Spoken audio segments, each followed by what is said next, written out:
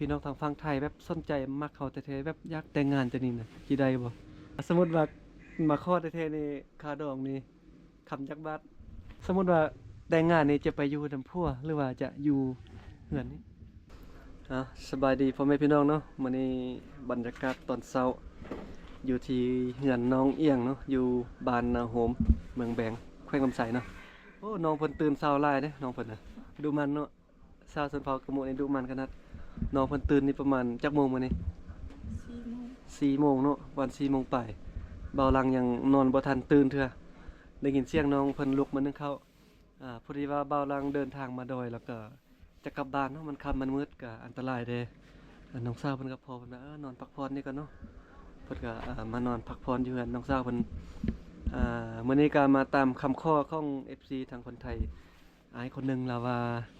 อยากจะให้มาสัมภาษณ์ผู้สาวอยู่ด้วยเบิ่งว่าสนใจผู้เบาในเมืองบ่เนาะนี่สมมุติว่าผู้เบาในเมืองอยากจะมาแต่งงานแบบนี้นะบ่ฮู้ว่าน้องเอียงเพิ่นจะสนใจหรือบ่เนาะมื้อนี้เบาหลังก็เดินทางมาจะตั้งใจมาสัมภาษณ์น้องเพิ่นเนาะตอนนี้น้องเพิ่นก็กำลังนั่งเฝ้าฮดข้าวอยู่ อย่าว่าได้สัมภาษณ์แล้วก็ลืมเบิ่งอันหม้อฮดข้าวไฟไหม้หม้อมันน่ะอันนี้ก็น้องเอียงเนาะมื้อนั้นว่าจักปีแล้ว17 ปีเข้ามหกหรือม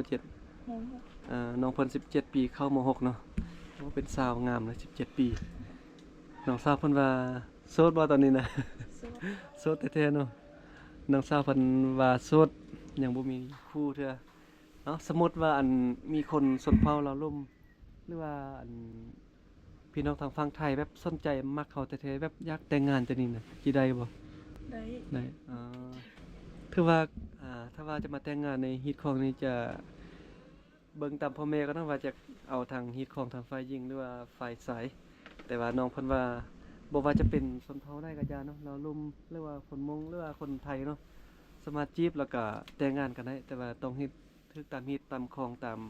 กฎระเบียบบ้านเมืองเนาะเรื่องค่าดองนี่แพงบ่ค่าดองนี่ สมมุติว่ามาขอแท้ๆนี่ค่าดองนี่คำจักบาทคำบาทนี้กับบาทหนึ่งเงินสดเนาะจากร้านประมาณ30 ล้านประมาณ30 ล้าน30 ล้านเนาะโอ้แพงเลยวันนี้วันนี้ FC บ่ได้จีบบ่ได้จิบหัวแล้วบัดนี้ น้องเพิ่นก็ผู้งามรู้เนาะคำบาทหนึ่งเนาะคำป่าก็ประมาณ30หรือว่าคันแบบจะได้ว่าคันทางผู้ใหญ่เพิ่นสงสารก็จะลดลงมาหน่อยนึงเนาะ ก็ถือว่าจีบได้เนาะบ่ว่าชนเผ่าได้อยู่ไสเนาะถ้าว่ามีความเข้าใจกันฮักพักแฮงฮักกันแท้ๆเนาะมีความจริงใจต่อกันก็สามารถจีบกันในเรื่องค่าดองก็ล้มกันแล้วก็สมมุติว่าแต่งงานนี่จะไปอยู่นำผัวหรือว่าจะอยู่เฮือนนี่อยู่น้ำพัวอยู่นำผัวเนาะอ๋อถือว่าไปอยู่นำผัวได้ถ้าว่าเป็นคนไทยก็ได้ไปอยู่นำอยู่ไทยพุ่นใดเนาะโอ้นึกว่าฮิตของแบบชนเผ่ากะหมู่เฮานี่แต่งงานแล้วจะอยู่เฮือนเมียบ่แม่นเนาะเขาสามารถลงเฮือนไปกับผัวได้เนาะบ่ว่าจะอยู่ไทยหรือว่าอยู่ไสก็ไปได้เนาะไปได้ขึ้นกับความเข้าใจเฮาร่วมกันว่าเฮาเข้าใจกันว่าไปได้บ่เนาะโอ้ก็ดีเด้เนาะก็ถือว่าคือกันเนาะบ่ว่าจะเป็นเราร่วมหรือว่ากะหมู่กะยาชนเผ่าไทยกะยาเนาะคือกันเวลาแต่งงานนี่ก็สามารถที่จะลงเฮือนอยู่นำกันได้ขึ้นกับความตกลงของเฮาเนาะว่าจะไปอยู่ไสแต่ว่าตอนนี้เบิ่งอันไฟกันบ่ ยกน้องสาวเพิ่นว่าน้องสาวมาดุมันขนาดเมื่อกี้เบาหลังนอนบ่ทันตื่นได้ยินเสียงอันพาฟืนดังไฟนึ่งข้าวน้องสาวเพิ่นลุกมานึ่งข้าวแต่เช้าพุ่นเนาะอันนี้ก็แม่นข้าวเหนียวเนาะคนลาวส่วนใหญ่จะนิยมกินข้าวเหนียวพี่น้องทางฝั่งไทยส่วนใหญ่ก็นิยมกันกินข้าวเจ้าเนาะแต่ว่าภาคอีสานก็ส่วนใหญ่ก็เห็นกินข้าวเหนียวคือกันแต่ว่าข้าวเหนียวนี่จะเวลากินอิ่มนี่จะกุมดนกว่าข้าวเจ้าเด้ข้าวเจ้านี่กินอิ่มแป๊บนึง2-3 ชั่วโมงก็อยากกินตื่มแล้วข้าวเหนียวนี่กินโอ้กุมดนเนาะเป็นข้าวไห้บ่ข้าวนานี่ก็นะข้าวนาบ่ได้เฮ็ดให้ ส่วนหลายอยู่บ้านน้องเป็นทงเพียงเนาะ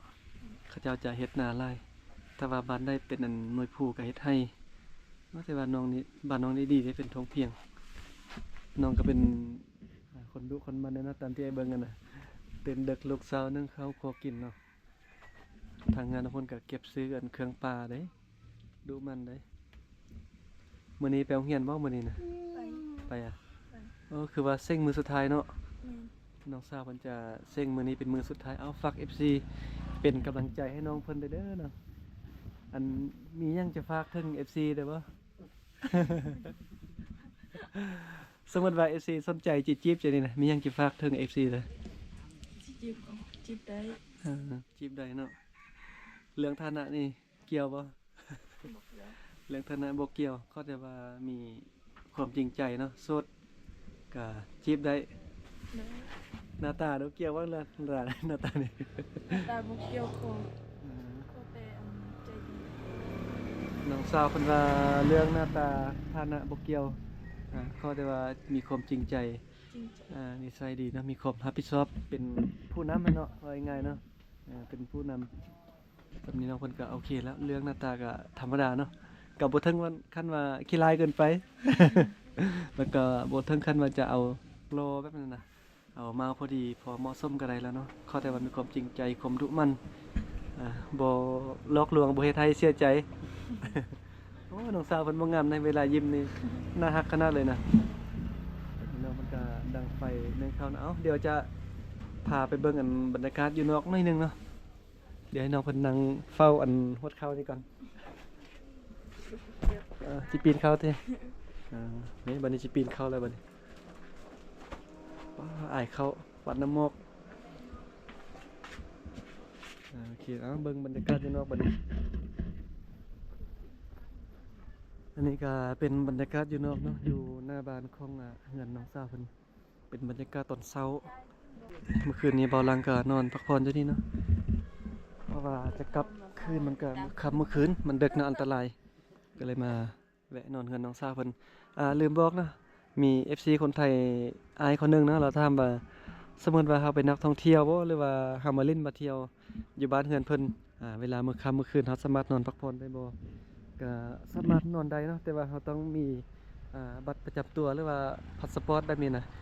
ใบเพื่อยืนยันตัวตนว่าเราเป็นคนอยู่ไสเนาะเราต้องมาให้มันถูกตามระเบียบกฎหมายบ้านเมืองเนาะ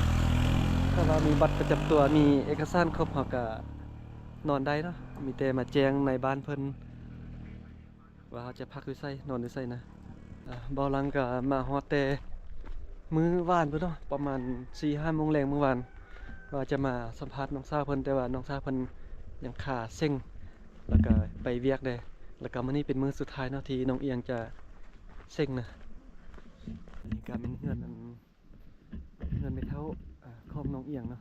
ซึ่งว่าเมื่อคืนนี้ก็น้องเอียงก็เฮือนนอนอยู่เฮือนหลังนี้เบาลังก็นอนอยู่เฮือนหลังลุมพุ่นเนาะบรรยากาศตอนเช้าเบาลังก็เอารถจักรมาไว้กองนี้ เบิ่งเฮือนเพิ่นนี่เป็นเฮือนแบบสมัยรุ่นอันปู่ย่าพุ่นเด้รุ่นเก่าสมัยตะกี้พุ่นน่ะเนี่ยเป็นเฮือนแบบดั้งเดิมอยู่เนาะสบายดีบรรยากาศตอนเช้าเพิ่นเฮ็ดหยังอยู่ตอนนี้เนาะ เดี๋ยวมาทักทายนิดนึงกันทักทายชาวบ้านชาวบ้านนิดนึงกันโอ้เฮ็ดแกงหน่อบ่มื้อนี้น่ะอันนี้ต้มแล้วบ่หน่อนี่หยังเนาะยังต้มน้ำกันเนาะปอกปะเป็นหน่อมีหยังนี่ นกคม นกคมอ่ะโอ้เซฟนกคมเนาะเดี๋ยวเขาเบิ่งน้ำนิดนึงกัน นกคมเพิ่นอันนี้เฮ็ดแกงเนาะมื้อนี้เนาะเฮ็ดแกงนกคมโอ้ปัจจุบันนี้ก็ว่าหนาวแท้บ้านนี้น่ะ หนาว ค่อยนอนเมื่อคืน คดเลยหนาวแท้หนาวอ่ะ หนาวเท่าหนาวอะไรจริง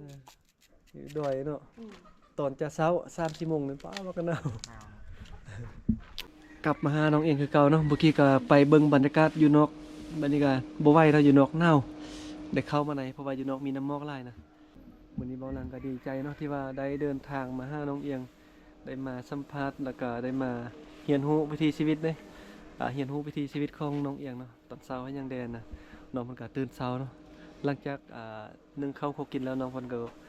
จะไปโรงเรียนนะไปเซ็งมื้อสุดท้ายถ้าว่าปัจจุบันนี้อันมี FC ทางคนไทยอันสนใจจีบนี่เปิดใจบ่เปิดใจเนาะ ถ้าจริงใจ ถ้าจริงใจได้เนาะหน้าตาบ่เกี่ยวเนาะดูมันพอเนาะคันว่าขี้คร้านนี่บ่เปิดใจได้เนาะ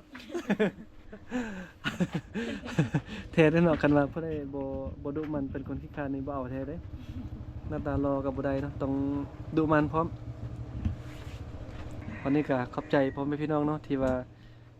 เข้ามาเบิ่งมาชมแล้วก็เป็นคอมเมนต์ที่ดีเนาะที่ว่ามีอ้ายคนหนึงอยากจะให้สัมภาษณ์น้องสาวเพิ่นว่าวิถีชีวิตชาวอยู่เขตนอกเมืองนี่ถ้าว่ามีคนในเมืองสนใจอยากจีบอยากแต่งงานนำนี่จะได้หรือบ่นะก็เป็นคอมเมนต์ที่ดีมื้อนี้บ่ลังก็ขึ้นมาเนาะมาสัมภาษณ์น้องสาวเพิ่นซึ่งว่าทั้งหมดก็คือที่น้องสาวเพิ่นบอกเนาะพร้อมเปิดใจถ้าว่ามีความจริงใจเรื่องหน้าตาหรือว่าฐานะบ่เกี่ยวเนาะเขาแต่ว่านิสัยดีมีความจริงใจเนาะครับพ่อแม่ดุมันเนาะแต่ว่าถ้าแต่งงานกันแท้ๆก็สามารถที่จะลงเฮือนไปอยู่นำผัวใดเนาะอยู่ใส่ก็ได้ขอได้ว่ามีความเข้าใจกันก็ประมาณนี้เนาะ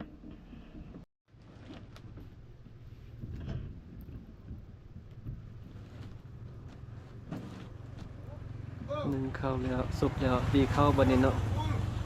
นี่น้องซ้ำกระดุมัน